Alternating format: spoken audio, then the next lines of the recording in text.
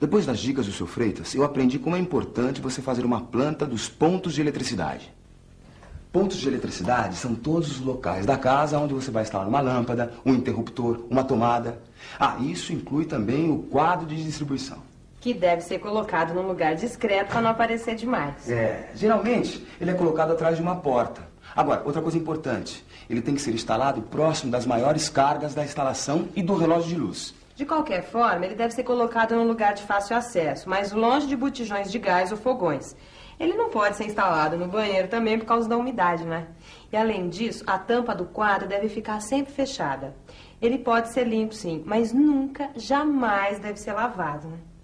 Os pontos de luz são aqueles locais onde a gente vai instalar a lâmpada. Devemos, pelo menos, prever um ponto de luz no teto para cada cômodo.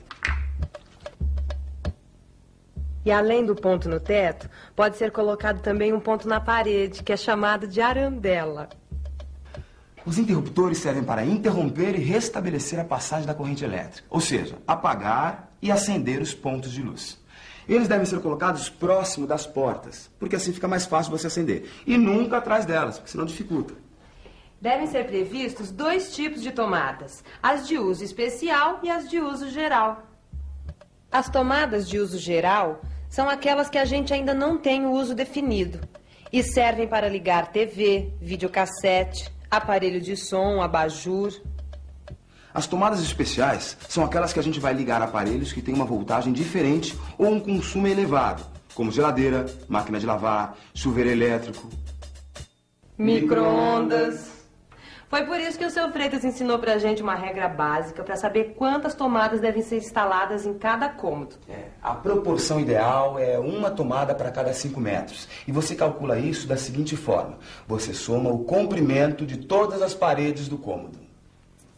Por exemplo, se você tiver um quarto de 3 metros por 3 metros e meio, o contorno é de 3 mais 3 mais 3,5 mais 3,5, que é igual a 13 metros. Aí você divide esse valor por 5. Então, 13 metros dividido por 5 é igual a 2,6. Esse número você arredonda para cima e vai dar 3 tomadas para esse cômodo. Mas atenção, no caso da cozinha, que é necessário ter mais tomadas, essa proporção deve ser menor. Uma tomada a cada 3,5 metros. Então, se você tiver uma cozinha com os mesmos 13 metros de contorno, você vai dividir por 3,5. Ou seja, 13 metros dividido por 3,5 é igual a 3,7. Então, você deve colocar 4 tomadas. No caso do banheiro, não se esqueça de colocar uma tomada junto ao lavatório, mas tome cuidado para que essa tomada e o interruptor fiquem a mais de 60 centímetros do box. Outra coisa importante é você adotar um padrão de altura na colocação dos diversos pontos de eletricidade. Isso vai facilitar a sua obra, porque você coloca os pontos todos na mesma fiada de blocos. Depois fica tão bonito depois de pronto. Mas para isso existe uma tabela, e essa tabela é a seguinte. As tomadas baixas, de uso geral, devem ser colocadas a 30 centímetros do piso. As tomadas médias, como as do lavatório, do banheiro, da geladeira, do liquidificador, da máquina de lavar, do freezer, da campainha da rua, do micro-ondas, devem ser colocadas a 130 centímetros do piso. As tomadas altas, no caso do chuveiro elétrico, devem ser colocadas no mínimo a 225 centímetros do piso. Os interruptores devem ser colocados a 130 centímetros do piso. E as arandelas devem ser colocadas a 190 centímetros do piso. O próximo passo é fazer uma planta da casa com todos os pontos de eletricidade. Essa etapa é necessária, mesmo que você contrate um eletricista. Porque você precisa dizer para ele o que você quer que ele faça exatamente. Você não coloca um ponto no meio do cômodo e meia dúzia de tomada. Para você fazer uma planta dos pontos de eletricidade, você tira uma cópia da planta da casa e desenha em cima os lugares onde você quer instalar esses pontos e eletrodutos. Tem uma convenção para marcar esses pontos. São símbolos que representam cada tipo de ponto. O quadro de distribuição é um retângulo, metade cheio e metade vazio. O ponto de luz no teto é um círculo vazio. A arandela na parede é um meio círculo vazio. O interruptor é uma letra S maiúscula. A tomada baixa é um círculo pequeno, vazio, com um traço do lado. A tomada média é um círculo pequeno, metade cheio e metade vazio, com um traço do lado. A tomada alta é um círculo pequeno, totalmente cheio, com um traço do lado. O telefone é um triângulo vazio. E os eletrodutos você indica com uma linha ligando os pontos. Se passar pelo chão, faça uma linha tracejada para distinguir dos que estão passando pela laje ou parede. Com esses símbolos, você vai marcar a planta começando pelo andar de baixo. Marque o quadro de distribuição. Marque os pontos de iluminação no teto. Na cozinha, como temos um ponto no teto, é bom termos arandelas em cima do fogão e em cima da pia, para ficar bem iluminado.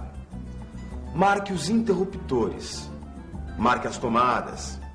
Depois, desenhe uma linha ligando o quadro de distribuição ao ponto de luz do teto mais próximo.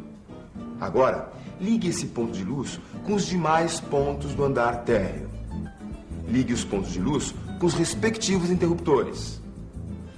A partir dos interruptores ou dos pontos de luz, ligue as tomadas.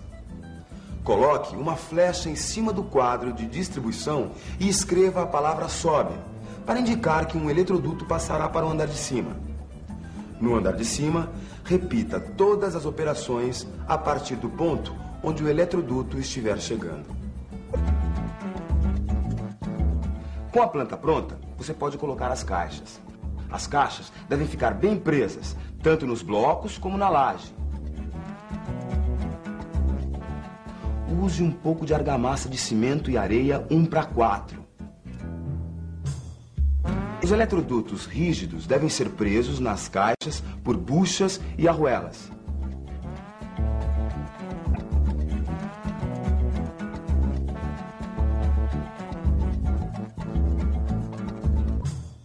Os eletrodutos flexíveis passarão dentro da parte oca dos blocos e os rígidos ficarão concretados na laje.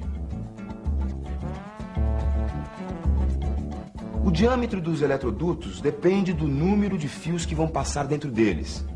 É recomendável usar eletrodutos de no mínimo 3/4 se for rígido e 25 milímetros se for flexível. Nunca passe mais do que 6 fios dentro deles. Você tem que fazer também um eletroduto separado só para os fios do chuveiro e outro para o fio do telefone e o cabo da antena da televisão. E aqui tem alguns detalhes importantes. O eletroduto que sai da caixa deve ter uma ponta sobrando acima da laje para continuar a instalação no andar de cima.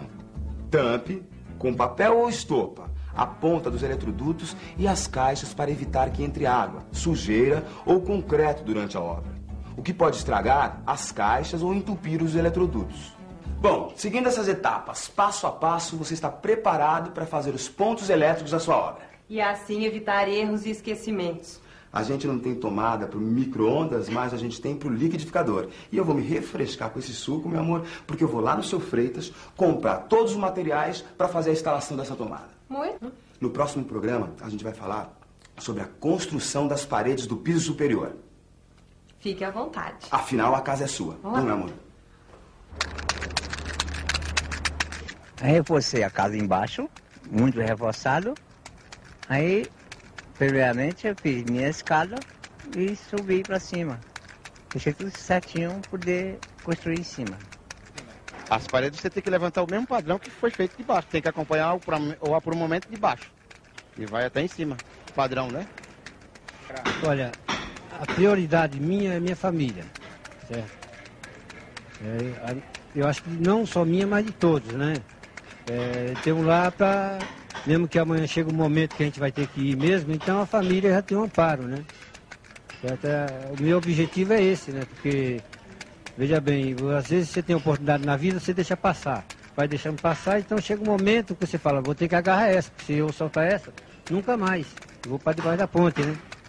Então é uma coisa que eu vou te falar. Cada tijolo desse aqui que nós estamos levantando é com amor, entendeu? Tem que ser com muito carinho, não é falar assim, não, vou levantar aí de qualquer jeito, não. Tem que ser com muita paciência mesmo. Um amor mesmo, como se fosse do pai para filho. Porque aqui vai ficar a nossa família, né?